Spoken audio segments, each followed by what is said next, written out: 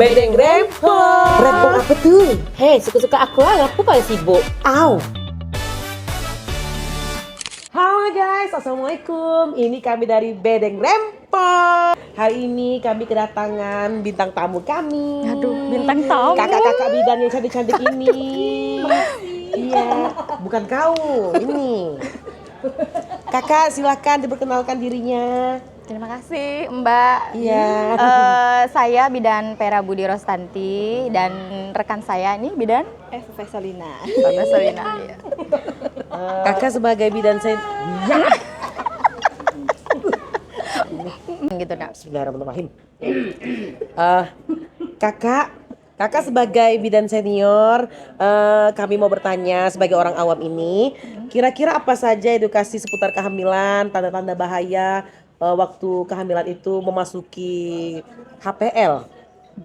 Apa saja Kak edukasinya yang perlu diwaspadai Kak sebagai orang awam? Sebelumnya terima kasih ya Iya. telah mengundang saya dan rekan saya dalam acara podcast Bidan Rempong. Bedeng Rempong. Bedeng Rempong. Di Bedeng Rempong, di Bidan Rempong. Iya.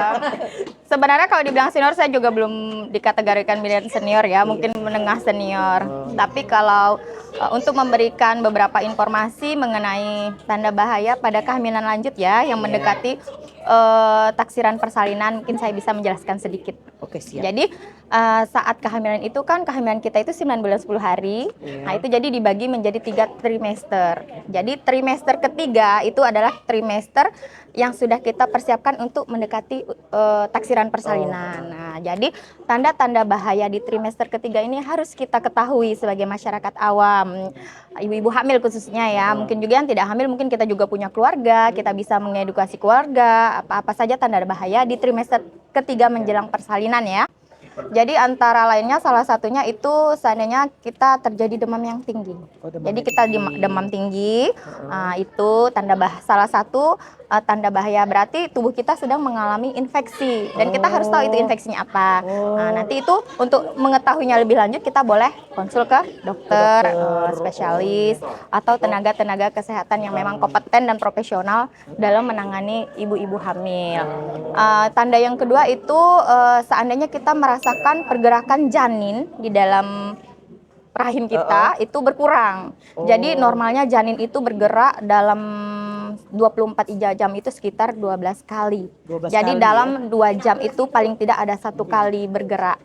Jadi saat kita hamil dan pada hari itu mungkin gerakan janin kita rasakan kurang aktif, nah itu adalah salah satu juga tanda bahaya. Gitu Yang ketiga yaitu seandainya tiba-tiba kita keluar air dari jalan lahir ya, dan itu kita harus Seperti air bedakan. ketuban. Jadi untuk menentukan itu air ketuban atau tidak itu kita konsul lagi. Tapi yang jelas itu kita bedakan dengan air Ketuban air kencing. atau air kencing. Nah, iya. Jadi kalau seandainya kita Rembes gitu kali.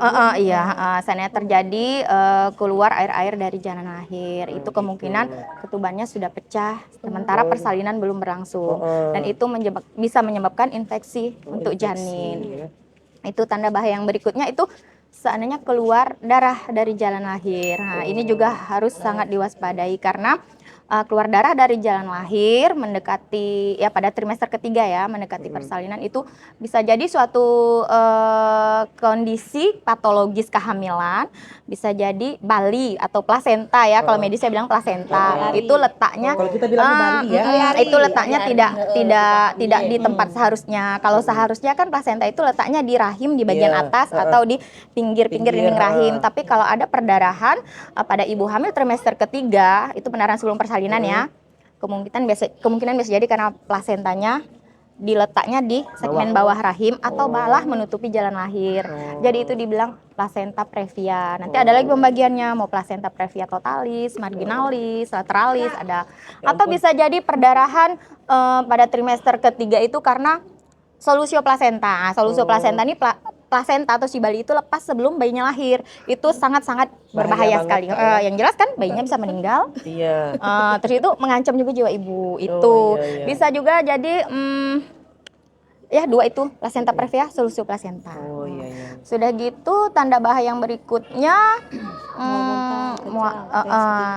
ada bengkak di Bengkak. tangan, di kaki, Oh, atau malah di wajah. Oh, gitu Dan ya? itu diikuti Buka semua kemarin waktu hamil kan? Buka semua dari ujung sampai ke tapi kaki. tapi kalau seandainya bengkak terjadi di usia kehamilan 20 minggu ke atas, diikuti dengan adanya kenaikan tensi, tekanan darah. Nah, terus itu kalau dilakukan pemeriksaan laboratorium itu urinnya mengandung protein, itu yang kita sangat takutkan. Proteinnya tinggi ya. Nah, itu yang dibilang preeklamsi.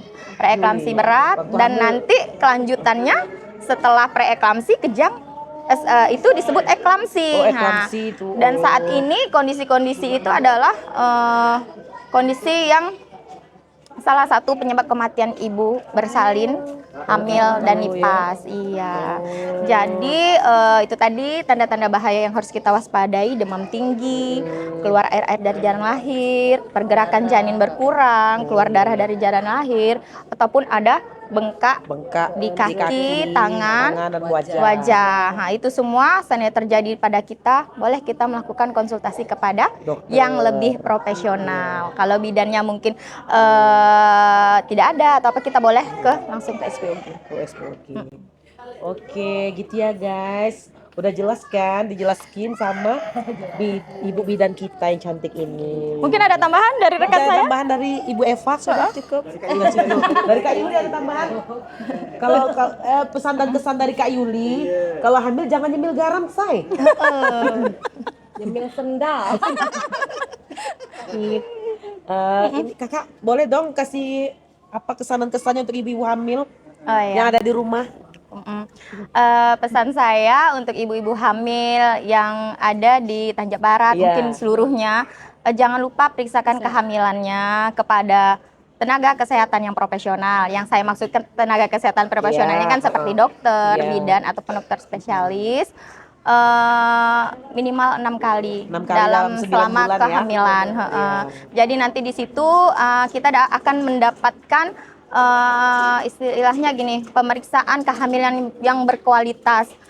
Bisa mulai dari pemeriksaan tinggi badan, berat badan, tekanan darah, pemeriksaan ada tuh namanya triple eliminasi. Triple eliminasi itu adalah pemeriksaan labor untuk mendeteksi adanya penyakit-penyakit menular yang kita persiapkan untuk saat persalinan. Jadi kalau dari triple eliminasi itu terdeteksi kita ada menderita suatu penyakit itu, kita sudah mempersiapkan diri ibu dan mempersiapkan kebutuhan untuk si bayi, pengobatan untuk bayi itu. Terus gitu nanti kan kalau kita rajin periksa hamil, kita sudah bisa mendeteksi tanda-tanda abnormal, keabnormalan, patologis itu sudah bisa kita deteksi secara dini. Dan kita juga bisa konsultasi dengan bidannya, dengan dokternya untuk persiapan apa saja. Jelas banget ya kalau ibu bidan yang jelasin. Sayang Ayu nggak ngerti.